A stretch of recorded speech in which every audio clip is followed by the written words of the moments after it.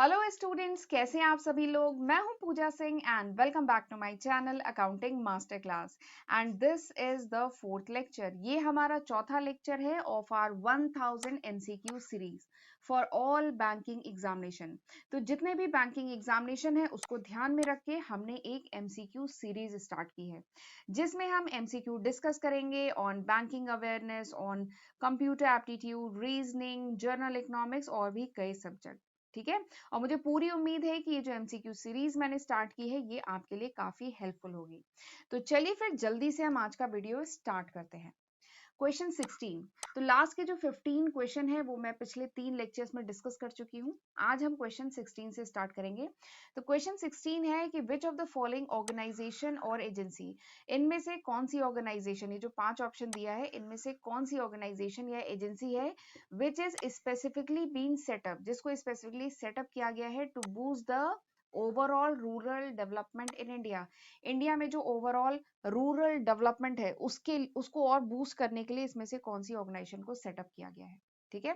5 option आपको दिए गए हैं, RBI, SIDBI, NABARD, SEBI and EXIM. ये 5 ऑप्शन आपको क्वेश्चन में दिए हैं। ठीक है। तो चलिए मैं आपको इन पांचों ही ऑप्शन के बारे में थोड़ा थोड़ा बता देती हूँ, इससे आप खुद ही आंसर कर लेंगे कि which one is the correct answer. ठीक। तो सबसे पहले बात करते हैं आरबीआई की। आरबीआई क्या है? It's a reserve bank of India. RBI क्या है? बैंकर्स बैंक, इंडिया के बैंकों, फादर ऑफ ऑल बैंक, सारे बैंकों का फादर है। It's apex body which regulate and control the whole banking system in India. India के पूरे बैंकिंग स्ट्रक्चर को कंट्रोल करने वाली बॉडी क्या है? Reserve bank of India. इसको और क्या कहा जाता है? इसको कहा जाता है लेंडर ऑफ लास्ट रिजॉर्ट। अभी पिछले लेक्चर में मैंने डिस्कस किया है। ठीक है। दूसरा जो ऑप्शन आपको दिया गया है दैट इज सिडबी। सिडबी, सिडबी का फुल फॉर्म क्या है? Small industry development bank of India. ठीक है। सिडबी क्या है? Small industry development bank of India. It's an apex regulatory body. ये भी टॉप मोस्ट रेगुलेटरी बॉडी है for overall licensing and regulating. इसका काम क्या है? लाइसेंसिंग का काम है एंड रेगुलेट करना micro, small and medium enterprises.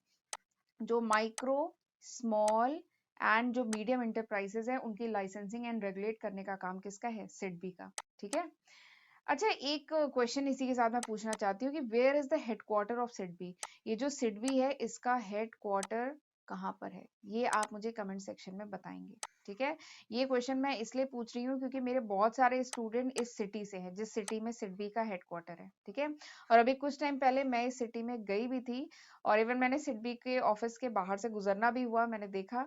इसलिए ये अचानक मुझे ये क्वेश्चन याद आ गया। तो प्लीज मुझे कमेंट सेक्शन में आप चाहे गूगल करिएगा चाहे जैसे रेफर करिए, आप मुझे बताएंगे कमेंट सेक्शन में कि where is the headquarter of SIDBI. SIDBI का हेडक्वार्टर कहाँ है, किस सिटी में है। ठीक है। चलिए अगला जो ऑप्शन है दैट इज नाबार्ड। अगला ऑप्शन क्या है? नाबार्ड। तो नाबार्ड का फुल फॉर्म हमने लास्ट लेक्चर में भी देखा था। नाबार्ड क्या है? National bank of agriculture and rural development. NABARD क्या है? National bank for agriculture and rural development. तो नाम से ही इसका काम समझ में आ रहा है कि it is an apex regulatory body.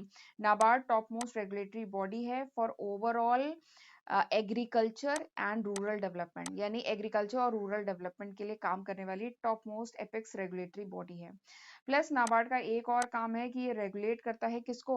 Last lecture में बताया था ना, ये किसको? आरआरबीज यानी regional rural bank plus cooperative bank को भी रेगुलेट करने का काम नाबार्ड का है। ठीक है। तो this is option C. Option D क्या दिया गया है? सेबी। तो सेबी क्या है? SEBI is security exchange board of India. SEBI क्या है? Security exchange board of India. SEBI पे मैंने सेपरेट वीडियो बनाया हुआ है। ठीक है। आरबीआई पे भी आपको सेपरेट वीडियो मिल जाएगा मेरे चैनल पे। तो सेबी अभी मैंने कुछ टाइम पहले ही डिस्कस किया है। तो सेबी क्या है? Security exchange board of India.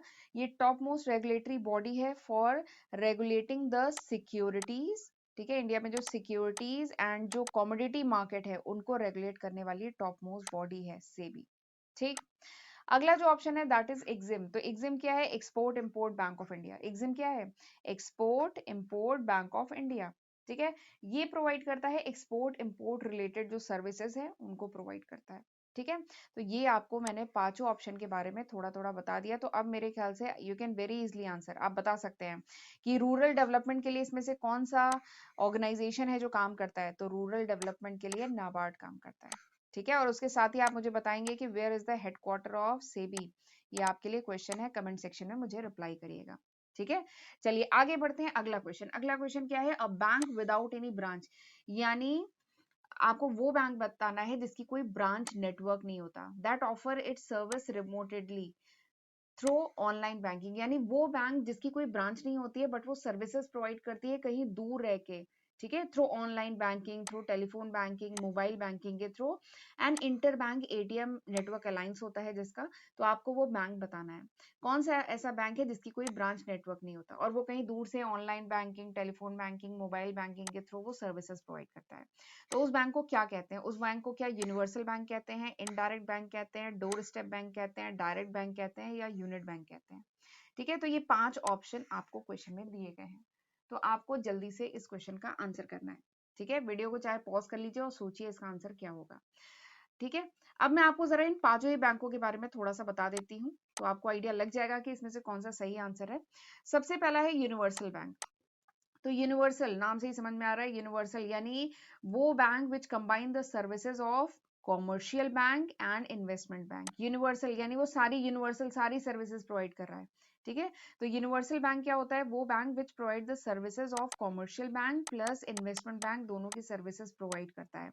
ठीक है, विद इन वन एंटिटी, यानी एक ही एंटिटी में वो commercial bank and investment bank दोनों की सर्विसेज प्रोवाइड कर रहा है। वो अकाउंट ओपनिंग की, saving bank account, loan, deposit, इसकी सर्विसेज भी प्रोवाइड कर रहा है, प्लस इन्वेस्टमेंट की सर्विसेज। ठीक है, इन्वेस्टमेंट के जो ऑप्शंस हैं, वैरायटी ऑफ इन्वेस्टमेंट ऑप्शन, वो भी प्रोवाइड कर रहा है, इंश्योरेंस सर्विस भी प्रोवाइड कर रहा है। तो ऐसा जो बैंकिंग स्ट्रक्चर होता है उसको कहा जाता है यूनिवर्सल बैंक। ठीक, चलिए अगला क्या है? अगला है इनडायरेक्ट बैंक। तो इनडायरेक्ट बैंक कुछ नहीं होता है। ठीक है, ये आपको मिसगाइड करने के लिए दिया है। इनडायरेक्ट बैंक कुछ नहीं होता है, गूगल कर लीजिएगा। अगला है डोर स्टेप बैंक। तो डोर स्टेप बैंक समझ में आ रहा है, डोर स्टेप यानी दरवाजे पे सर्विस प्रोवाइड करना, इसी से रिलेटेड है ना डोर स्टेप, सब कुछ दरवाजे पे। तो डोर स्टेप बैंक को डीएसबी भी कहते हैं, डोर स्टेप बैंकिंग। ठीक है, डीएसबी, डोर स्टेप बैंकिंग। तो डोर स्टेप बैंकिंग के कुछ एजेंट्स होते हैं और ये डोर स्टेप बैंकिंग आजकल बहुत पॉपुलर हो रही है। बहुत सारे बैंक इनिशिएटिव ले रहे हैं कि जो भी बैंक के जो कस्टमर्स हैं, ठीक है, कुछ जो मतलब क्या लीजिए, कुछ जो एचएनआई कस्टमर्स हैं, ठीक है, कुछ स्पेशल कस्टमर है, उनको जो भी सर्विसेज है ना वो डोर स्टेप पे प्रोवाइड की जाए। जो बड़े कस्टमर कह लीजिए बैंक के हैं, उनको जो सर्विसेज हैं उनको डोर स्टेप यानी उनके दरवाजे पे ही सर्विसेज प्रोवाइड कर दी जाए। ठीक है, और बैंक के कुछ डोर स्टेप एजेंट होते हैं, डोर स्टेप बैंकिंग के कुछ एजेंट होते हैं जो अपने कस्टमर को उनके दरवाजे पे ही जाके सर्विसेज प्रोवाइड कर देते हैं। ठीक है, जो भी सर्विसेज उनको चाहिए। तो ये इनिशिएटिव आजकल काफी बैंकों ने ये जो सर्विसेज है इसे स्टार्ट किया है, डोर स्टेप बैंकिंग कहते हैं इसे। ठीक है, और अगला क्या है? अगला दिया है डायरेक्ट बैंक। अगला कौन सा ऑप्शन है? अगला है डायरेक्ट बैंक। तो डायरेक्ट बैंक कहिए, चाहे इसको कहा जाता है ब्रांचलेस बैंक या कहा जाता है वर्चुअल बैंक। ठीक है, डायरेक्ट बैंक कहिए, चाहे कहिए ब्रांचलेस बैंक, ठीक है, या कह लीजिए वर्चुअल बैंक। ठीक है, इसका तीसरा नाम क्या है? Virtual bank. तो डायरेक्ट बैंक या कह लीजिए ब्रांचलेस बैंक या कह लीजिए वर्चुअल बैंक, ये क्या होता है? It is a bank without any branch. ये वो बैंक होता है जिसकी कोई ब्रांच नहीं होती है। ठीक है, कोई ऐसा नेटवर्क नहीं होता है, ब्रांच नेटवर्क नहीं होता है, बट वो सर्विसेज प्रोवाइड करते हैं। वो ऑनलाइन बैंकिंग के थ्रू, मोबाइल बैंकिंग के थ्रू, इंटरनेट बैंकिंग के थ्रू वो सारी सर्विसेज प्रोवाइड करते हैं। ठीक है, तो उसको क्या कहते हैं? उसको कहते हैं डायरेक्ट बैंक। ठीक, ये हो गया ऑप्शन डी। अब ऑप्शन ई देखते हैं। ऑप्शन ई क्या है? Unit banking. देखिए यूनिट मतलब क्या होता है? One, unit one. ठीक है, तो यूनिट बैंकिंग क्या होता है? ये एक सिंगल और जनरली स्मॉल बैंक्स होते हैं। यूनिट मतलब वन, यानी वो बैंक जो अकेले काम करे। ठीक है, तो यूनिट बैंकिंग बेसिकली सिंगल और स्मॉल बैंक्स होते हैं जो फाइनेंशियल सर्विसेज प्रोवाइड करते हैं टू इट्स लोकल कम्युनिटी। ठीक है, अपने आसपास की जो लोकल कम्युनिटी है उनको फाइनेंशियल सर्विसेज प्रोवाइड करते हैं। एंड ये जो बैंक होते हैं दे आर इंडिपेंडेंट, ये इंडिपेंडेंट बैंक होते हैं। यूनिट है ना, सिंगल यानी अकेले काम करते हैं, एंड ऑपरेट करते हैं विदाउट एनी कनेक्टिंग बैंक या ब्रांच, इनकी वैसे नहीं होती है, वो अकेले काम करते हैं, तो उसको कहते हैं यूनिट बैंक या यूनिट बैंकिंग। ठीक है, तो मैंने आपको पांचों ही के बारे में बता दिया है, तो अब मेरे ख्याल से you can very easily answer. अब आप समझ गए होंगे कि इसमें से पूछा गया ना कौन सा बैंक है जो बिना ब्रांच के काम करता है, कहीं दूर से काम करता है, online banking, telephone banking, mobile banking के थ्रू करता है, तो दैट इज डायरेक्ट बैंक, वो डायरेक्ट बैंक है। ठीक है, तो option D is the correct answer. चलिए अगला क्वेश्चन देखते हैं कि which of the following is not a public sector bank. इसमें से कौन सा पब्लिक सेक्टर बैंक नहीं है? ठीक है, तो पहले तो पब्लिक सेक्टर बैंक क्या होता है? पब्लिक सेक्टर बैंक वो बैंक है जिसके majority of stake is hold by government. ठीक है, जिसका मेजोरिटी ऑफ स्टेक अगर गवर्नमेंट होल्ड करती है तो उसको हम पब्लिक सेक्टर बैंक कहते हैं। तो आपको बताना है कौन सा इसमें पब्लिक सेक्टर बैंक नहीं है। ठीक, तो इसमें जो कॉरपोरेशन बैंक है, this is public sector bank. United bank of India, ठीक है, यूबीआई पब्लिक सेक्टर बैंक, विजेता bank public sector bank, bank of Maharashtra public sector bank. ठीक है, लेकिन इसमें जो ये फेडरल बैंक दिया है, this is not a public sector bank. Federal bank क्या है? It's an Indian private sector bank. Federal bank क्या है? ये एक इंडियन प्राइवेट सेक्टर बैंक है और इसका हेडक्वार्टर कहाँ पे है? इसका हेडक्वार्टर है कोची में। ठीक है, इसका हेडक्वार्टर कहाँ पे है? इसका हेडक्वार्टर है कोची में। तो इसमें ऑप्शन कौन सा सही है? Option E is the correct answer. ठीक है, कौन सा पब्लिक सेक्टर बैंक नहीं है? तो ऊपर के जो 4 ऑप्शन दिए हैं, this is the public sector bank, और इसमें जो 5वां है वो क्या है? It's a private bank, it's an Indian private sector bank. ठीक, अब ये जो क्वेश्चन है ये 2012 का आया हुआ है। ठीक है, अभी चल रहा है 2022। तो जरा मैं आपसे एक क्वेश्चन इसी के साथ, दूसरा क्वेश्चन कह लीजिए, इस लेक्चर का दूसरा, इस वीडियो का दूसरा क्विज आपसे पूछना चाहती हूँ कि 2019 में जो फाइनेंस मिनिस्टर थी, उन्होंने कुछ बैंक्स को मर्ज किया था। ठीक है, तो इसमें से कुछ बैंक, जैसे कॉर्पोरेशन बैंक, अभी लास्ट लेक्चर में मैंने बताया था कि Corporation Bank plus Andhra Bank, they merge into some other bank, वो किसी दूसरे बैंक में मर्ज हो गए थे। ठीक है, तो वो मैंने लास्ट लेक्चर में पूछा है कि किस बैंक में मर्ज हुए, वो आपको बताना है। बट आपको इस लेक्चर में ये बताना है कि 2019 में कौन सी फाइनेंस मिनिस्टर थी जिन्होंने अनाउंस किया था merger of this public sector bank. ये जो पब्लिक सेक्टर बैंक को मर्ज किया गया, ठीक है, वो किस फाइनेंस मिनिस्टर ने अनाउंस किया था? ठीक है, 2019 में ये हुआ था, 2019 में। तो ये किस फाइनेंस मिनिस्टर ने अनाउंस किया था, ये आपको बताना है। ठीक है, this is your second question of this video. ठीक, समझ में आ गया? तो यानी यहाँ पे ऑप्शन तो आपको समझ में आ गया होगा कौन सा ऑप्शन करेक्ट है। Option E is the correct answer कि फेडरल बैंक जो है वो पब्लिक सेक्टर बैंक नहीं है, it's a private sector bank. और जो ऑप्शन आपको इसमें से दिए गए हैं ना, इसमें से काफी बैंक अब मर्ज हो चुके हैं, जैसे कॉर्पोरेशन बैंक मर्ज हो गया और भी। ठीक है, तो ये क्वेश्चन क्योंकि 2012 का है, तब बैंक मर्ज नहीं हुए थे, लेकिन 2019 में बैंक मर्ज हो गए थे। ठीक है, तो इसमें बैंक्स मर्ज हो चुके हैं। तो आपको क्या बताना है कि कौन सी फाइनेंस मिनिस्टर थी जिन्होंने ये अनाउंस किया था। चलिए अगला क्वेश्चन देखते हैं। Which of the following is not the name of the banking organization? इसमें से कौन सा बैंकिंग ऑर्गेनाइजेशन का नाम नहीं है?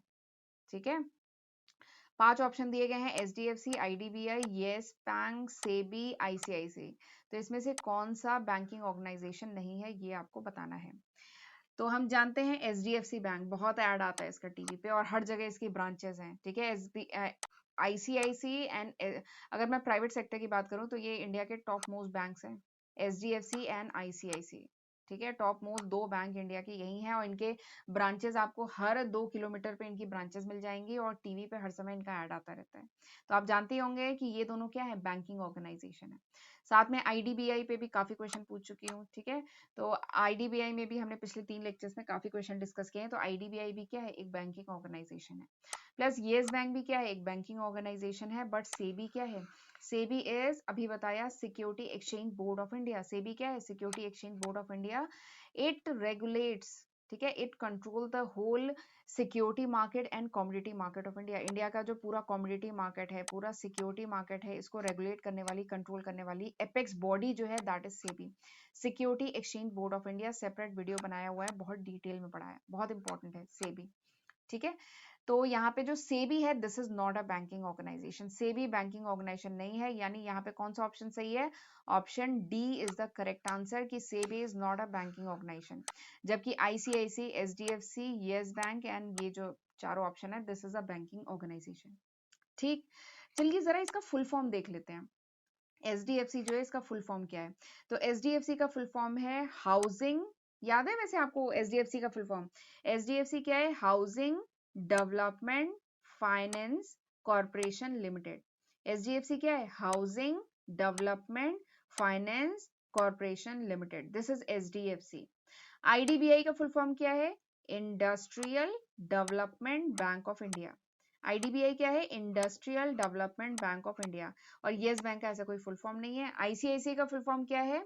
Industrial credit and investment corporation of India. एक बार फिर से बोल रही हूँ, फिर से ध्यान दीजिएगा, industrial credit and investment corporation of India, this is the full form of ICIC. और सेबी का तो बता दिया है, security exchange board of India. ठीक है, तो ये था क्वेश्चन 19। चलिए अगले क्वेश्चन पे चलते हैं। ये क्वेश्चन काफी इंपॉर्टेंट है कि what is the name of brisk bank. ये जो ब्रिस्क बैंक है इसका नाम क्या है। ठीक है, 5 ऑप्शन दिए गए हैं। Federative Republic Bank, New Republic Bank, New development Bank, New BRICS Bank, none of these. तो ये 5 ऑप्शन दिए गए हैं, आपको बताना है कि brisk bank, what is the name of brisk bank. ये जो ब्रिस बैंक है इनका नाम क्या है। ठीक है, तो इसका नाम है एनडीबी। ये जो ब्रिस बैंक है इसका नाम है एनडीबी। ये जो एनडीबी है, एनडीबी मतलब न्यू डेवलपमेंट बैंक। ठीक है, एनडीबी मतलब क्या है, न्यू डेवलपमेंट बैंक। इसको कहा जाता था ब्रिस डेवलपमेंट बैंक। ठीक है, ये जो न्यू डेवलपमेंट बैंक है it was formerly referred as, इसको पहले क्या कहा जाता था, इसको कहा जाता था ब्रिस डेवलपमेंट बैंक। ठीक है, and it is a multilateral development bank. ये एक मल्टीलेटरल, मल्टीलेटरल मतलब होता है जहां पे 2 से ज्यादा कंट्रीज या 2 से ज्यादा ग्रुप ऑफ पीपल इन्वॉल्व हो, उसको कहा जाता है मल्टीलेटरल। ठीक है, तो ये जो ब्रिस्क बैंक है it is a multilateral development bank which is established bye brisk state, BRICS। Brisk state ने मिलके इस मल्टीलेटरल डेवलपमेंट बैंक को सेटअप किया था। ठीक है, और अब इसका नाम क्या है, न्यू डेवलपमेंट बैंक। इसको न्यू डेवलपमेंट बैंक कहते हैं, पहले इसका नाम क्या था, ब्रिस बैंक। ठीक है, and it is a multilateral development bank, यानी 2 से ज्यादा कंट्रीज ने मिलकर इस बैंक को सेटअप किया है। ठीक है, इसको सेटअप किया है, इसको एस्टैब्लिश किया है by BRICS states. BRICS states ने मिलकर इसको सेटअप किया है। ठीक है, अब ये ब्रिस्क है क्या। ठीक है, ये ब्रिस्क है क्या तो जरा मैं बता देती हूँ। B is for Brazil, B क्या है, Brazil. R for Russia, R क्या है, रशिया। आई तो आप समझ ही गए होंगे, आई इज इंडिया। ठीक है, अब आपके लिए क्वेश्चन है कि what is C and S, C और एस क्या है। ठीक है, ये आपके लिए क्विज है। तो आज के लेक्चर में मैंने आपसे 3 क्वेश्चन पूछे हैं। ठीक है, पहला, दूसरा, तीसरा। तो आप मुझे कमेंट सेक्शन में तीनों के आंसर करने की कोशिश करिएगा। ठीक है, और अगर कोई बात नहीं, अगर तीनों के ना कर पाए, किसी एक के, किसी 2 के करें तो भी इट्स फाइन, बट कोशिश करिएगा आप मुझे कमेंट सेक्शन में रिप्लाई करिएगा। ठीक है, तो आपको मैंने 2 क्वेश्चन तो बता दिए हैं। तीसरा क्वेश्चन क्या है, जो ब्रिस स्टेट है जिन्होंने brisk bank, multilateral development bank establish किया, जिसको अब न्यू डेवलपमेंट बैंक कहते हैं। ठीक है, तो वो ब्रिस्क स्टेट में कौन कौन से स्टेट्स आते हैं, तो इसमें आता है B for Brazil, R for Russia, I for India. आपको सी और एस से कौन से स्टेट्स आते हैं वो आपको बताना है कमेंट सेक्शन में। ठीक है, और ये जो एनडीबी, न्यू डेवलपमेंट बैंक, जो स्टैब्लिश किया गया था, इसका पर्पस क्या था, to support the public and private project. जो पब्लिक एंड प्राइवेट प्रोजेक्ट्स हैं उनको लोन के थ्रू, उनको गारंटी के थ्रू, उनको इक्विटी पार्टिसिपेशन के थ्रू, शेयर्स के थ्रू उनको सपोर्ट करना। This was the purpose of NDB, new development bank, जिसको पहले ब्रिस बैंक भी कहते थे।